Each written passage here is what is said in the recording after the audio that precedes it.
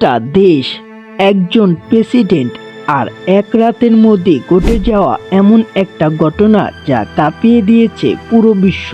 আপনি কি জানেন একজন ক্ষমতাধর প্রেসিডেন্টকে কিভাবে নিজের দেশ থেকে উঠিয়ে নিয়ে সোজা আমেরিকায় নিয়ে যাওয়া হয়? আজকের এই ভিডিওতে আমরা জানবো ভেনেজুয়েলার প্রেসিডেন্ট নিকোলাস মাদুরোকে ঠিক কিভাবে, কোন পথে আর কারা কেন আমেরিকায় নিয়ে যাওয়া হয়েছিল। শেষ পর্যন্ত দেখুন। ভেনেজুয়েলা তেলের দেশ, কিন্তু মানুষের জীবন সংকটে ভরা।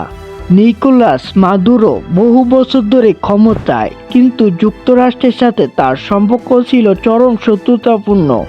যুক্তরাষ্ট্র তার বিরুদ্ধে অভিযোগ তোলে মাদক পাচার, সন্ত্রাসী গোষ্ঠীর সাথে সম্পর্ক, মানবাধিকার লঙ্ঘন।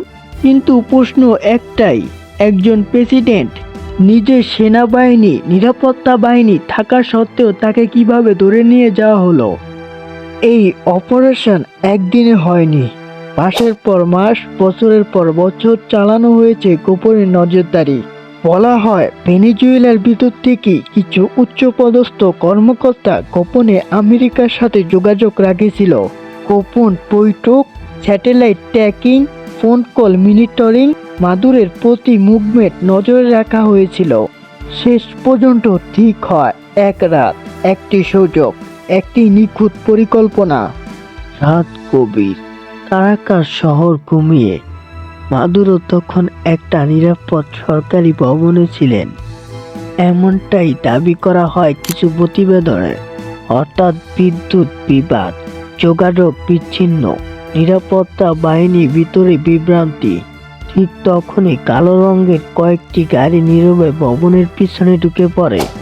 কোনো গুলি নয়, কোনো চিৎকার নয়, সবকিছু ঘটে মাত্র 20 থেকে 30 মিনিটের মধ্যে। মাদুরোকে বলা হয় এটি একটি নিরাপদ স্থানান্তর, কিন্তু তিনি বুঝে ওঠার আগে তিনি আর নিজের দেশের নিয়ন্ত্রণে নেই। একটি ছোট সামরিক বিমান, কোনো জাতীয় পতাকা নেই, কোনো নম্বর নেই। বিমানটি প্রথমে নামে একটি গোপন ক্যারিবিয়ান ঘাঁটিতে, সেখান থেকে আরেকটি বিমান সরাসরি যুক্তরাষ্ট্র নিউ ইয়র্কের একটি উচ্চ নিরাপত্তা ফেডারাল স্থাপনায় তাকে হাজির করা হয়। একটা প্রশ্ন থেকেই যায়, আজ যদি একজন প্রেসিডেন্টকে এভাবে উঠিয়ে নেওয়া যায়, তাহলে সাধারণ মানুষ নিরাপদ কোথায়? এটা কি ন্যায় বিচার নাকি ক্ষমতার খেলা? আপনার মতামত কমেন্টে লিখুন। ভিডিওটি ভালো লাগলে লাইক দিন, চ্যানেল সাবস্ক্রাইব করুন, আমাদের সাথেই থাকুন।